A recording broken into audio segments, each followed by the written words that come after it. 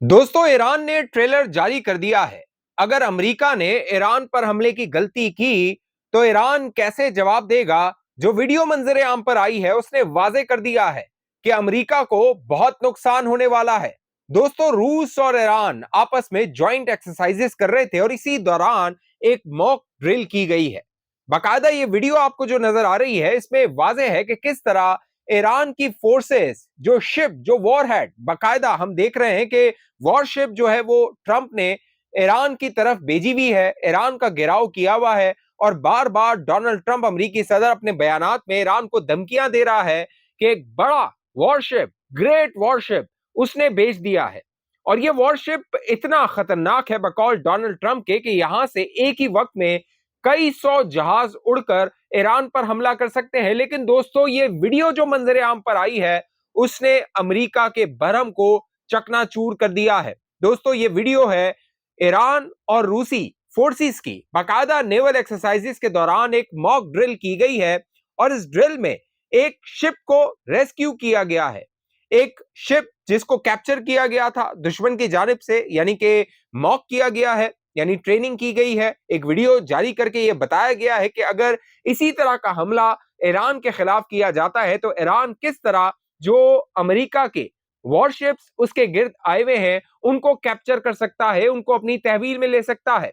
इस वीडियो में देखा जा रहा है कि किस तरह हाथ बांधकर जमीन पर बिठाकर जो फोर्सेस रशिया की और ईरान की है वो उनको गिरफ्तार कर रही हैं, अपनी हिरासत में ले रही हैं। दोस्तों, इस ऑपरेशन के दौरान ईरान की जो नेवी है उसने अपना किरदार अदा किया, उसने हिस्सा लिया।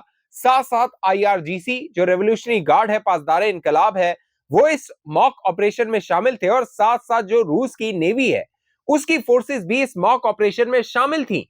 इससे वाजे हो गया है कि ईरान के पास इतनी सलाहियत मौजूद है कि वो अमेरिका को हरा नहीं सकता, तो इतना नुकसान पहुंचा सकता है कि उसका गुरूर खाक में मिल जाए या उसके गुरूर पर सवाल खड़ा हो जाए।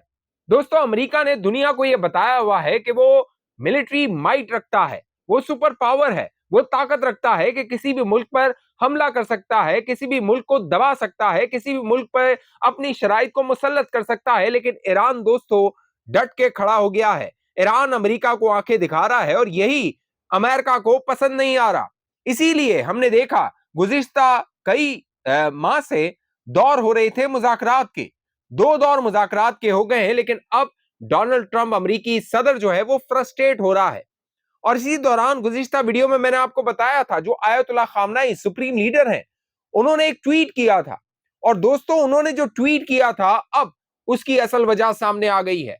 ईरान के पास वो खौफनाक हथियार मौजूद है कि जो वॉरशिप्स अमेरिका ने ईरान की जानिब भेजे हुए हैं वो उनको समंदर में गर्क कर सकते हैं। बाकायदा आयतुल्लाह खामनाई ने अपने पोस्ट में, social media post, x post में कहा था कि अमेरिका कहता है कि हमने बड़े बड़े वॉरशिप्स ईरान की जानिब हमले के लिए भेज दिए हैं।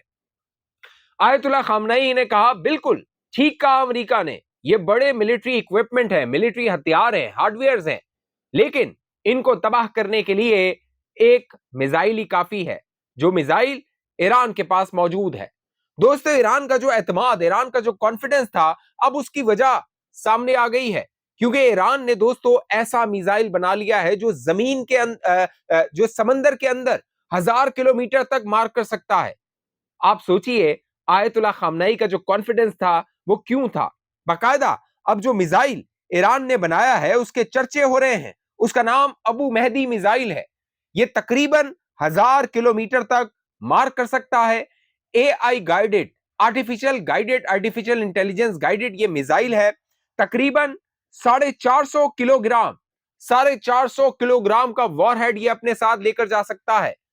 और ये जो अमरीकी बेड़ी बेड़ा ईरान के गिर्द मौजूद है ईरान पर हमला करने के लिए, उसको ये तबाह कर सकता है। ईरान का जो एतमाद, ईरान का जो कॉन्फिडेंस है वो इसी वजह से है। और दोस्तों, जो अमेरिका और इसराइल ईरान को घेरना चाहते हैं, न्यूक्लियर हथियार तो एक मामला है, न्यूक्लियर हथियार तो बहाना है, क्योंकि ईरान तो पहले कह चुका है कि वो न्यूक्लियर हथियार नहीं बनाना चाहता। असल वजह जो है ईरान को घेरने की वो दो है। पहला, उसका मिसाइल सिस्टम। ईरान ने इतनी बड़ी, इतनी खौफनाक मिसाइल ताकत हासिल कर ली है कि उसको काउंटर करना अमेरिका और इसराइल के लिए लाजमी हो गया है, क्योंकि गुज़िश्ता साल 12 दिन की लड़ाई में दोस्तों ईरान के मिसाइल ने तल अवीव में, जो दारुल हुकूमत है इसराइल का, वहां पे जो तबाही मचाई थी, उसने इसराइल को यह सोचने पर मजबूर कर दिया था कि जो ईरान का मिसाइल प्रोग्राम है उसको लगाम डालनी होगी। इसीलिए इसराइल बज़िद था कि अमेरिका 4 शराइत रखे ईरान के सामने और उसमें उसका बैलिस्टिक मिसाइल प्रोग्राम भी होना चाहिए। दूसरा जो खौफनाक हथियार जिससे इसराइल और अमेरिका खौफजदा है वो ईरान के ड्रोन है, क्योंकि ड्रोन्स के बारे में भी ये खबरें आई थी कि ईरान के जो खौफनाक ड्रोन है वो इतने खौफनाक हैं, और इसकी वीडियोस, एआई वीडियोस बाकायदा ईरान जारी कर चुका था बतौर ट्रेलर के तौर पे, कि वो जाके जो यूएसएस इब्राहिम लिंकन है उन पर अटैक कर सकते हैं, उनको तबाह कर सकते हैं, तबाह नहीं तो उनको इतना ज्यादा नुकसान पहुंचा सकते हैं कि जो मिलिट्री माइट है अमेरिका की उस पर सवाल उठ सकता है। तो दोस्तों इसीलिए हम देख रहे हैं कि डोनाल्ड ट्रंप फैसला नहीं कर पा रहा है। बाकायदा अमेरिकी मीडिया ये रिपोर्ट कर रहा है कि अगले 10 दिनों में डोनाल्ड ट्रंप अमेरिकी सदर कोई ना कोई फैसला करेगा कि ईरान पर हमला करना है या नहीं करना है। बाकायदा अमेरिकी और इस्राइली मीडिया ये रिपोर्ट कर रहे हैं कि इस बार अगर ईरान पर हमला होता है तो ये फुल फ्लैज वॉर होगी, यानी एक खुल्लम खुल्ला जंग होगी ईरान के खिलाफ। और ईरान ने भी ये तहिया कर लिया है, फैसला कर लिया है कि इसका भरपूर जवाब दिया जाएगा। इसीलिए ये जो रीजन है, ये जो खित्ता है मिडिल ईस्ट का, ये बाकायदा पूरा डिस्टेबलाइज हो जाएगा। ये तमाम सऊदी अरब, यूएई, कुवैत, फिर कह लीजिए कतर, ये तमाम जितने भी अरब ममालिक हैं, खलीजी ममालिक हैं दोस्तों, इनके अंदर तबाही आने वाली है। क्यों? उसकी वजह यह है कि ईरान ने बता दिया है कि वो स्टेट ऑफ हॉर्मोन्स को बंद कर सकता है। बाकायदा इसका एक ट्रेलर जारी किया गया गुज़िश्ता दिनों, और 20% जो ऑयल सप्लाई है दुनिया की वो मुतासिर हो सकती है। सऊदी अरब के जो तेल के जहाज हैं, मुत्तहदा अरब इमारात के जो तेल के जहाज हैं, कतर के जो तेल के जहाज हैं, वो तमाम स्टेट ऑफ हार्मोन से गुजरते हैं। और अगर इसको बंद कर दिया जाता है तो फिर 1/5 एक जो पूरा हिस्सा होगा 20% दुनिया के तेल का दोस्तों, वो ऑयल सप्लाई डिस्टर्ब हो जाएगी। इसीलिए अब डोनाल्ड ट्रंप, बाकायदा गुज़िश्ता दिनों डोनाल्ड ट्रंप सिचुएशन रूम में था। यह अमेरिका के अंदर सिचुएशन रूम उस कमरे को कहा जाता है व्हाइट हाउस में जहां पर जंग के फैसले होते हैं, जहां से बाकायदा जो डोनाल्ड ट्रंप या अमेरिकी सदर होता है वो किसी भी ऑपरेशन को मॉनिटर करता है, वो देखता है किस तरह अमेरिकी फोर्सेस जो है वो ऑपरेशन कर रही हैं। लिहाजा सिचुएशन रूम के अंदर जो मीटिंग हुई है वहां से भी ये खबरें आ रही हैं कि अमेरिकी सदर को ये एडवाइस किया गया है। कुछ लोग हैं जो हिमायती है कि ईरान पर हमला कर देना चाहिए, लेकिन जो अमेरिकन एडमिनिस्ट्रेशन है उनको मालूम है कि रिजीम चेंज जो ऑपरेशन, क्योंकि अमेरिका ईरान पर हमला करना नहीं चाहता, अमेरिका ईरान के अंदर रिजीम चेंज करना चाहता है। उसे आयतुल्लाह खामनाई जो इनकलाबी हुकूमत है, गुज़िश्ता 47 सालों से कोशिश की जा रही है कि उस हुकूमत को तब्दील कर दिया जाए, लेकिन वो तब्दील हो नहीं पा रही है।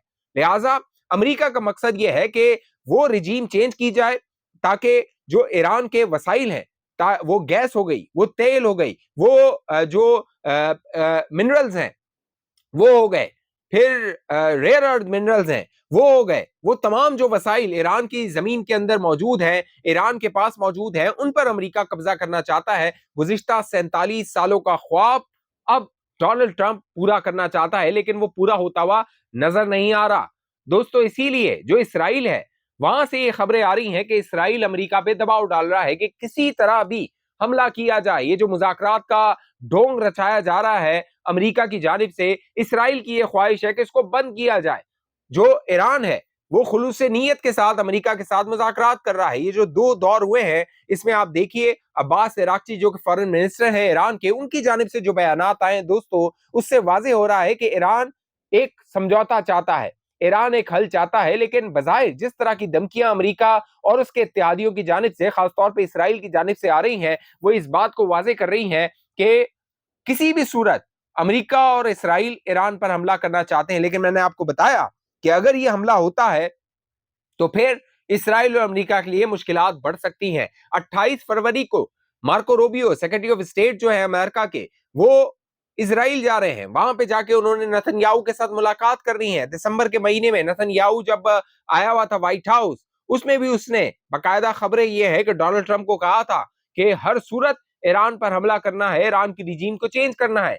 इसी के बाद नेतन्याहू के व्हाइट हाउस के दौरे के बाद ही ईरान के अंदर जो मुजाहिरीन थे उनमें मुसाद और सीआईए के ऑपरेटिव्स को, एजेंट्स को घुसाया गया और कोशिश की गई कि उनके जरिए ईरान की हुकूमत पर दबाव डालते हुए ईरान के अंदर रिजीम को चेंज किया जाए, लेकिन उसमें उन्हें कामयाबी नसीब नहीं हुई थी। लिहाजा अब जो डोनाल्ड ट्रंप है वो कोशिश कर रहा है कि डायरेक्ट स्ट्राइक किए जाए।